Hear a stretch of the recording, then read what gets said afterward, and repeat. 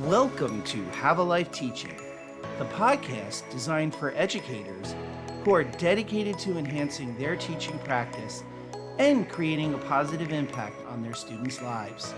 In each episode, we'll dive deep into the world of education, exploring a wide range of topics related to curriculum, instruction, and assessment in K-12 schools. Together, we'll learn from the brightest minds in the education field. So if you're a passionate educator who's ready to take your teaching practice to the next level, join us as we explore the exciting world of education. My name is John Shimbari, signing in and saying, let's have a life teaching. Hello, everyone. Welcome to another episode of the Have a Life Teaching podcast. Obviously, we want to promote students socially. We want to make sure that students are growing and progressing with their age-appropriate peers. But yet, how do we do that knowing that they actually have the competencies that they need to succeed? One framework for learning and assessing whether or not students have learned what they need to learn is competency-based learning, CBL, focusing on mastery of standards rather than promoting students socially, moving students on when they have demonstrated that they met a particular standard, whether they do that quickly or whether it takes them a longer time to do it. The goal is CBL, competency. We're going to talk about all of this tonight. I'm really excited to be joined by three authors of this great new book, Elevating Competency-Based Learning in a PLC at Work. Karin Hess, Brian Stack, and Jonathan Vander Els hail from the New England region. Karin has expertise in gifted and talented youth programs. Brian also has experience with special education students. And Jonathan is also former executive director and now director of innovation programs at the New Hampshire Learning Initiative. All three of you, thank you so much for being here. Thanks for having us, John. Great to be here. First question is this.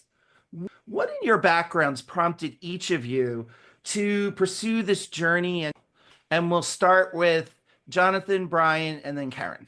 Thanks so much, John. It's a pleasure to be here. And it was a true privilege to be able to write this book with Dr. Hess and my good friend and longtime colleague, Brian Stack. What prompted us to go down the road of competency-based learning, I was a principal in an elementary school in New Hampshire. Brian happened to be the principal of the high school in New Hampshire. And we started to really work at becoming a professional learning community. And so this was before CBE at the time was even on our radar. We built collaborative structures for our teams so that they could work in a very highly effective manner. We had a clear mission and vision for our school where we were trying to go. And quite simply, it was to try to support and ensure learning for all of our students, high levels of learning. And that's what drove us. CBE was introduced to us, where we happened to be able to be part of a project that Karin was also a part of called PACE, Performance Assessment for Competency Education in New Hampshire. It was the logical next step for us to start to go down that pathway because we had really strong collaborative structures. We already had the mission and vision, the mindset to try to meet each of our students where they were and help them to move forward.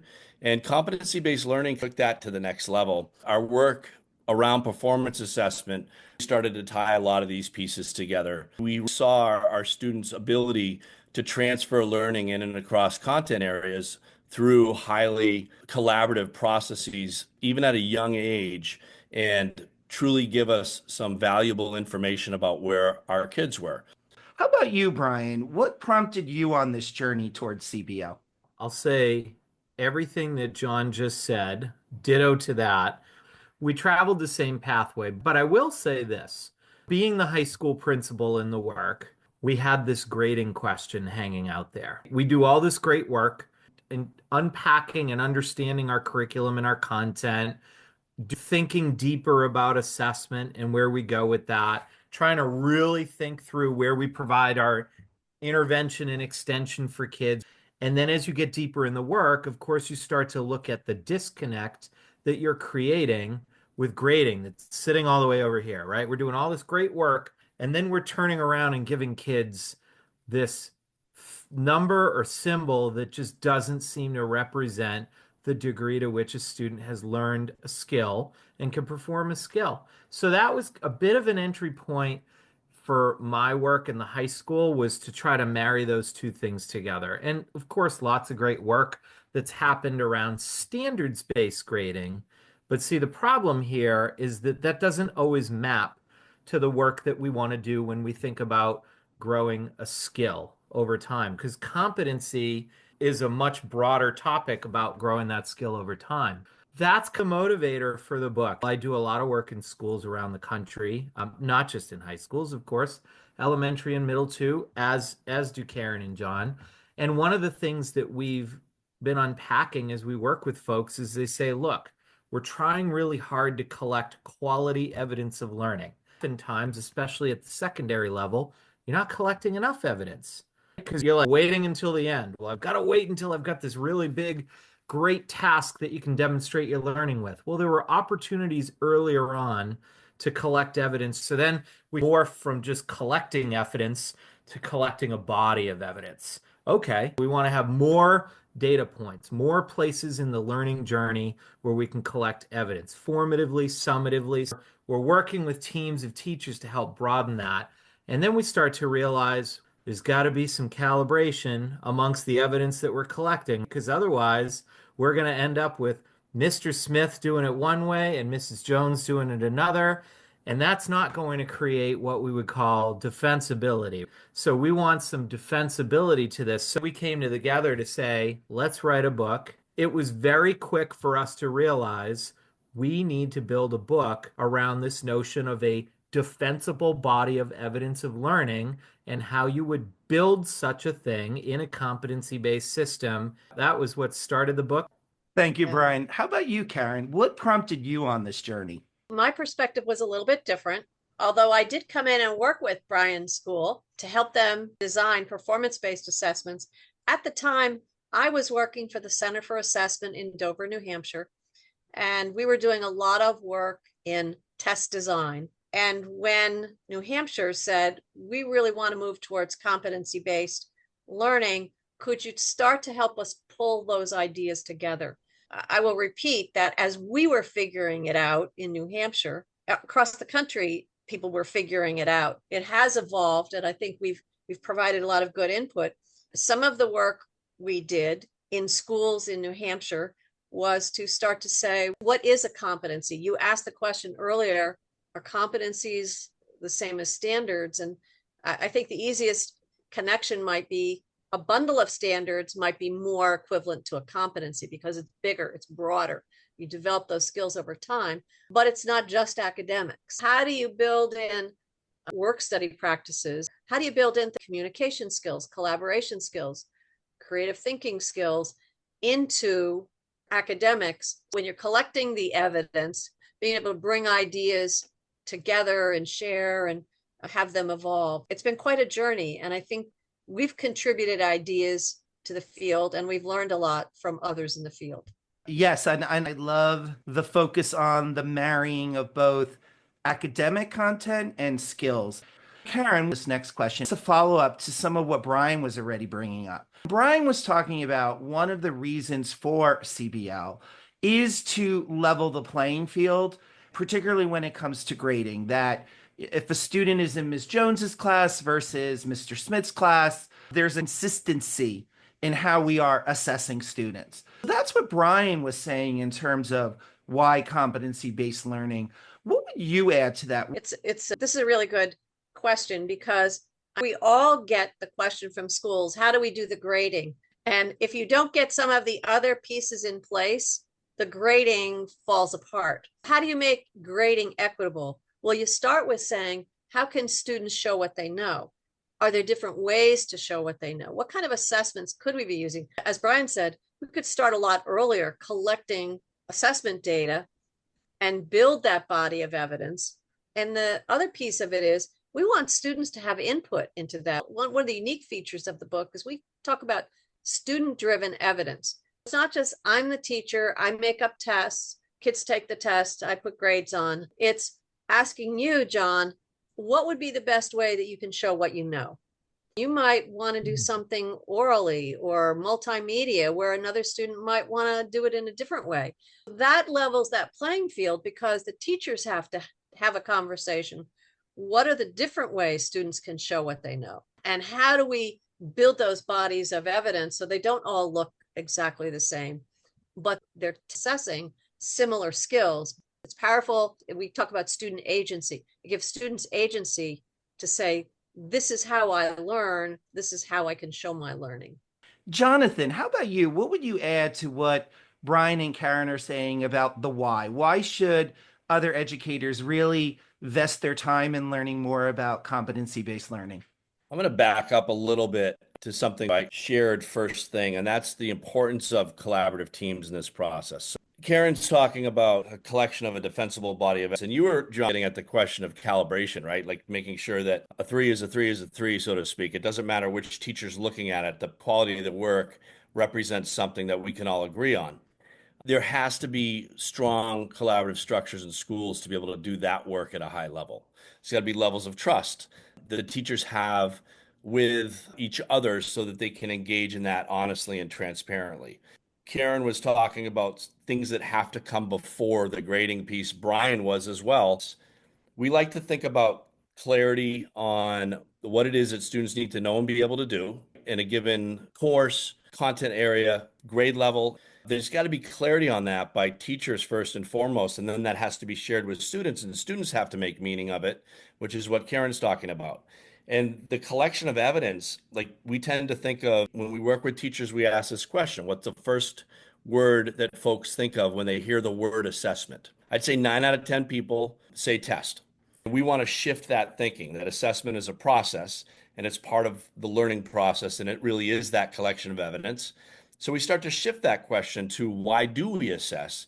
And typically teachers will figure out what to do next. They want to see where kids are so that they can figure out how to best support that. And the best way to do that is to have a balanced, meaningful assessment system, which is one of the 7 design principles. That means that we are using formative assessment practices, we're using common formative assessments or checkpoints, and we're using summative measures to see how students transfer. And ideally, that is through a performance assessment.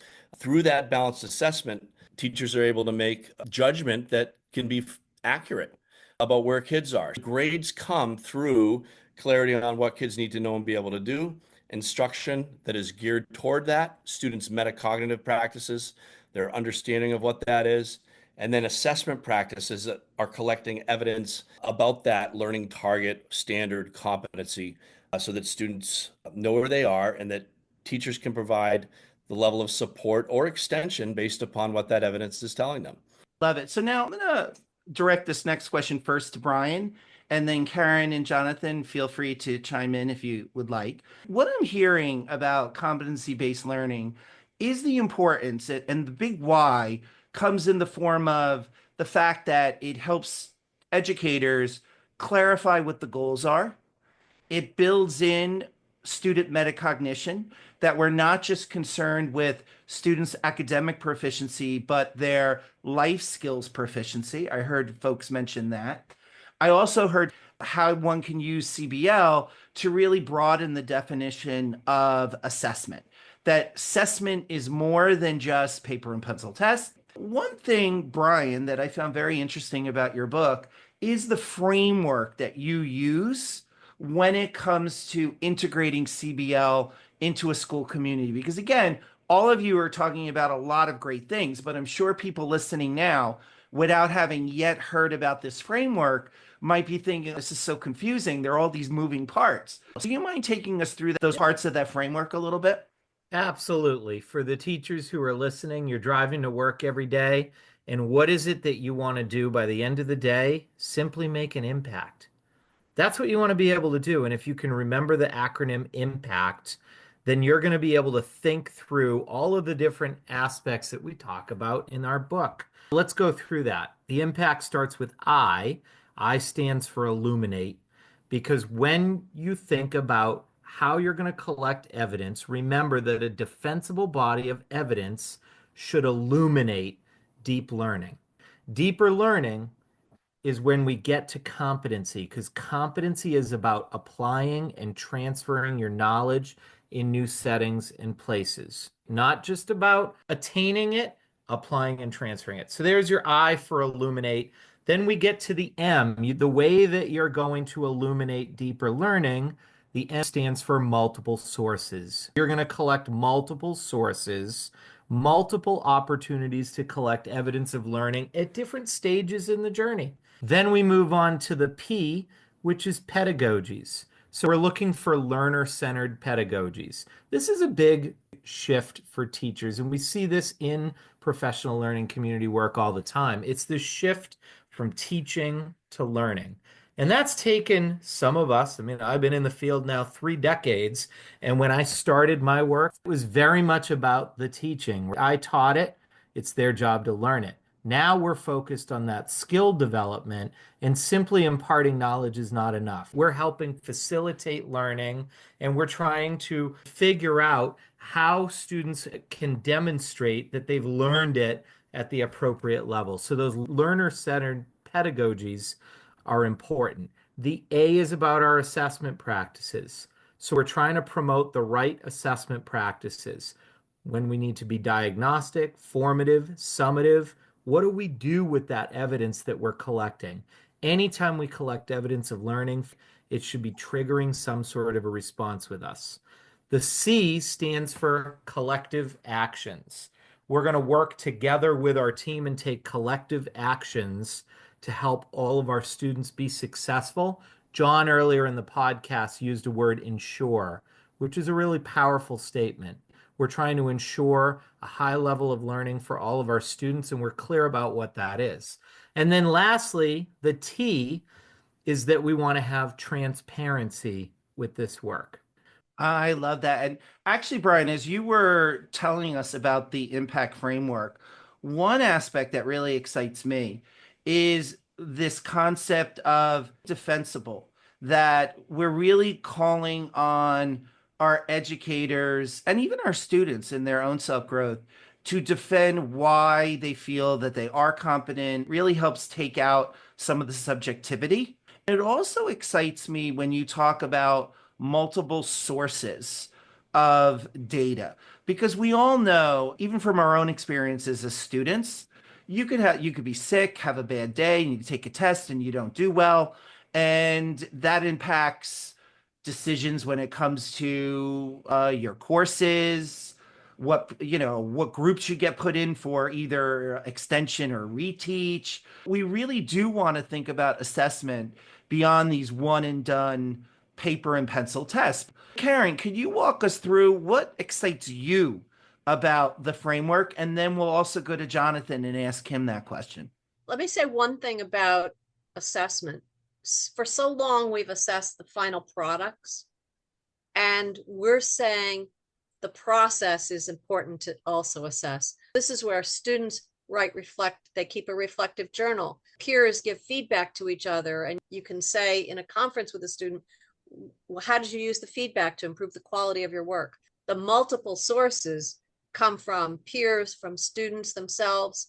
And so we promote the metacognition in concrete ways.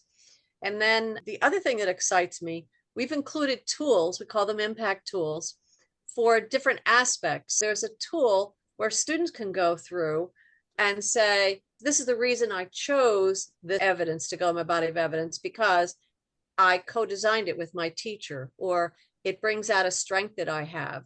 So there's the student version, there's a teacher version where teachers can get together and say, well, what kinds of evidence would be appropriate? We have quite a few tools that look at the PLC process. How well are we working together? How are we using our resources? How do we look at student work together and make decisions about next steps for support? And support isn't always catching kids up, but it might be moving them forward. And that hasn't always happened. It's equitable if every student is making progress, even if it means they're going beyond the minimum. Thank you, Karin. What excites me is being able to dig into this work with teachers and administrators together. It's about taking one step at a time. So we typically try to approach this through a process of reflection, helping people figure out what their current reality is. And we really lean into the belief that all educators want to help kids. That's why we got into this business. We want to help them be as successful as possible. And if we can get folks to have a collective vision of where they're headed and start taking steps towards that, great things happen and it really starts to feed itself. We're proud of how we put these resources together to help folks. We also recognize how daunting it can be. I had a teacher yesterday who had started reading our book say, "How are we supposed to do all this?" And so she and I started to have a conversation back and forth about things that she could do in class to try to promote this. And she said, I saw a lot of things in the book that really caused me to think and reflect, which is what we're trying to do here. So I said, start tomorrow. What's one thing you can do? I haven't had a chance to get back with her yet, but those are the types of conversations that lead to somebody trying something different in their class and students responding and everyone learning from that and carrying that learning forward to the next day. That's what we're really trying to do here. I'm glad that you said that, Jonathan, because when you were talking, I was thinking this is how this teacher could have an entry point into the competency-based learning model that you propose, the impact framework, where again, it's not doing all of this all at once, but picking an area that excites the teacher, that they really want to work on with students. And so in the example you gave, Jonathan, you were talking about this teacher really being excited about students owning the work and that you're working with her individually on that. Let me push you a little further on this question. How then, if let's say there are other teachers in the school that are also interested in student ownership of their learning, how could a team of teachers utilize the book so they could be all rowing in the same direction and focusing on a single area of issue? How do you help individuals to use the framework in your coaching work? And then how have you helped teams? I'll start with that same example. This was in the context of what we call a guiding coalition meeting. So teacher leaders together, there were about 12 of them there. This was her feedback to me personally. So she wasn't the only one interested in student agency at that table. And so again, I haven't been back to see them, but when we were finished talking about that particular piece, others said we need to start to focus on this next year. The interesting thing was, and it's something you've brought up multiple times just in the last 45 minutes, John, but the non-academic competencies they were talking about was self-direction. They wanted to increase students' self-direction in the classroom, their ownership of learning through that lens, utilizing one of those, what we call work study practices in New Hampshire, habits of learning, as a foundation for the academic components as well. They started to talk about what that might look like. And that's going to probably be an area of focus for their guiding coalition to help then bring to the rest of the staff. That's how it starts, from something small. It is important that we scale the things that we know are working with kids, but they have to come to some sort of collective vision first together. How about you, Brian? How do you coach folks to use the framework, both individually and collectively? Well, you asked John first and he gave my answer. So what am I supposed to do with that? He is right. Start small. If you want to do some meaningful, deep work, John's right. You have to have the vision. You have to have the belief that you can do the work. You have to agree that we're better off working together to do the work and having some collective responsibility and mutual accountability to each other to do it right. And you've got to pick some concrete and measurable starting points and that to grow this work. So it may be that you're starting with one skill and you're thinking together, what is one essential skill that we want our students to be able to leave with? And what does that look like? What are the places where we have opportunities to teach that, to collect evidence of that, to help kids grow that, to help them personalize that in some different ways? There's tremendous amounts of deep pedagogy, professional learning happening as you start to tackle that and unpack that and engage in some action research together. This is all the PLC process. The only thing that we're really doing here is we're thinking a little bigger than an essential standard. We're thinking about those enduring skills, that apply and transfer of that skill when we bundle some of those standards together. And that is a broader conversation, and it is much harder to have that conversation if it's just you talking to yourself. It would be really hard to do that. You need to be able to grow these ideas together with your colleagues, because who better to serve the kids than you? You know your kids best, you know your school best, you know your community best, and we owe it to the kids to help them develop those skills so that they can apply and transfer them in new settings. That's the work that when I go about with the coaching pieces, we always start small, we create some early wins, and we build that momentum, because you're going to reach a point where that team starts taking on bigger and bigger goals as they start to fine tune their work. And it's fun to watch. And the action research piece gets me.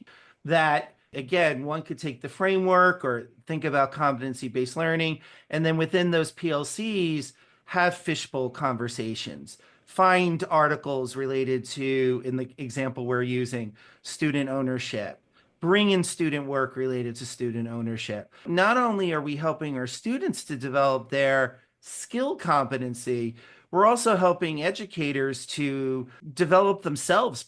It puts ownership of decision making, the folks teaching the class and the students in those classes, not just administrations. How about you, Karin? How do you coach folks around using the framework? I think it's really important that schools or teams of teachers pick something that they care about. And so it's our job to cause them to reflect on what they're currently doing.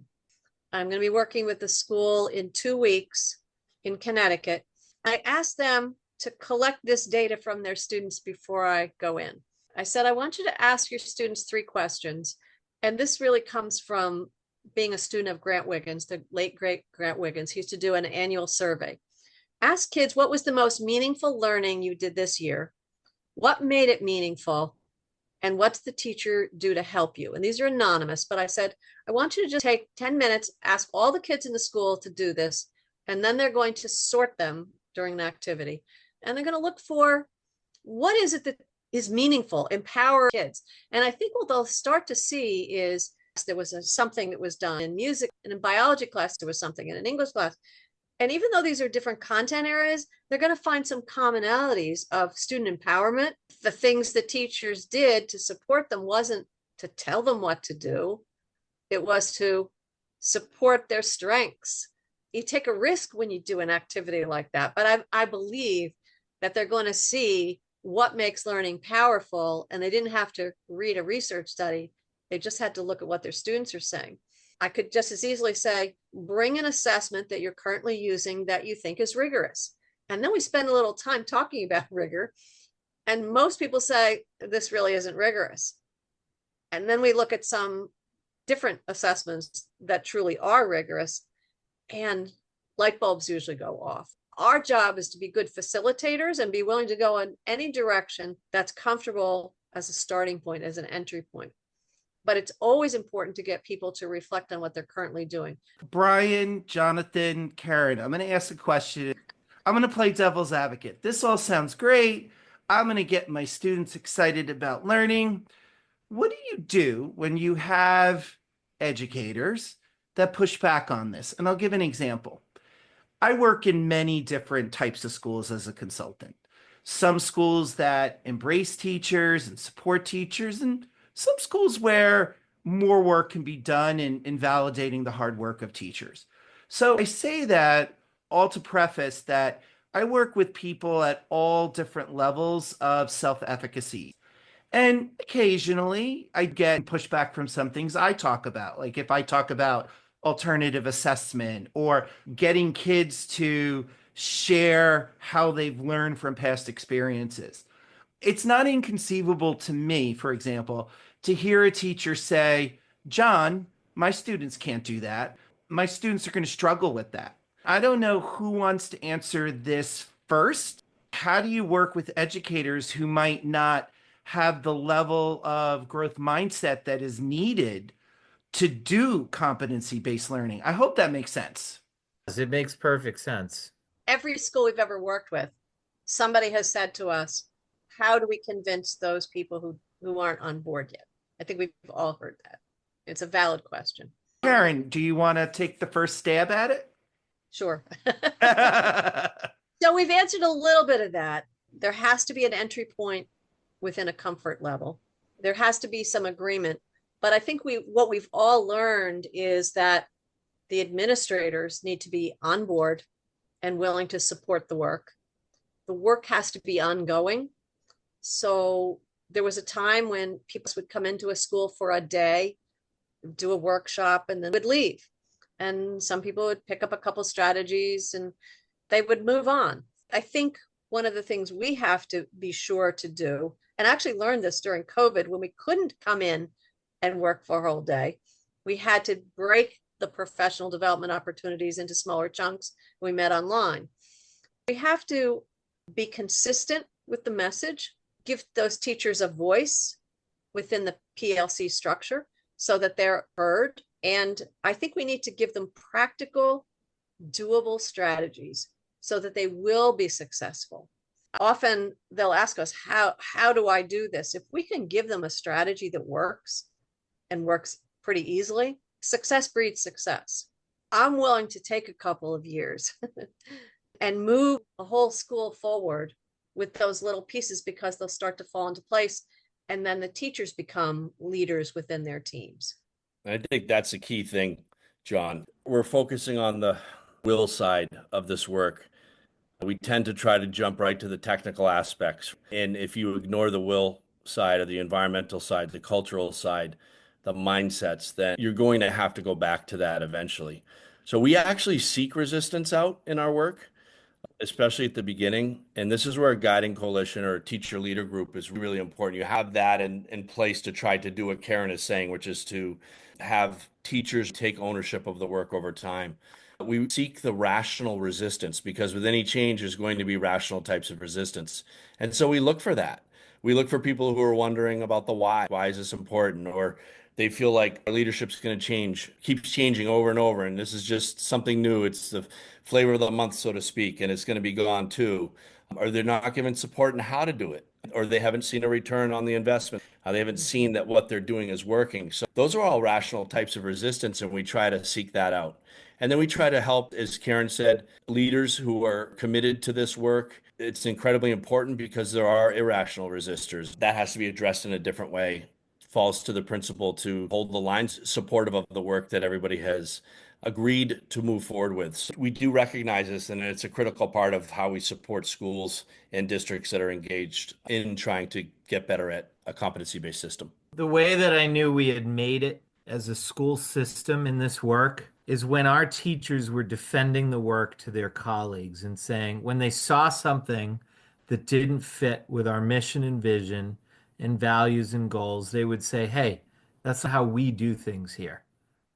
And that's a huge difference because that's the point which teachers are becoming the leaders for this work, holding each other accountable for this work because they recognize they've got collective responsibility for ensuring, going back to that word John used at the beginning of the podcast, ensuring high levels of learning for all on the things that we've deemed to be the most essential or important for our grade level, our school, the skills, essential knowledge, skills, dispositions. That's how you know that you've gotten there. It is a mindset piece.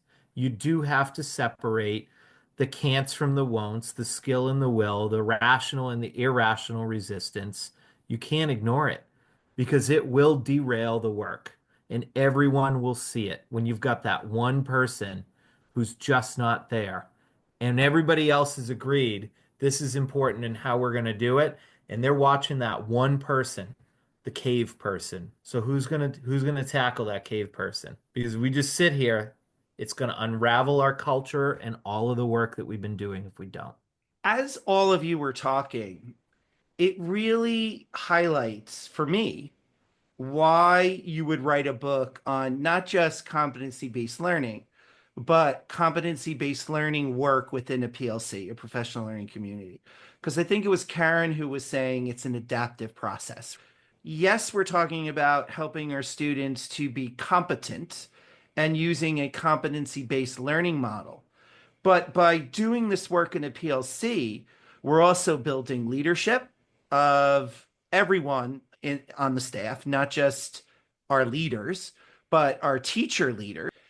And we are building an overall strong school culture. I was excited to hear that connection that each of you had made to both leadership and school culture.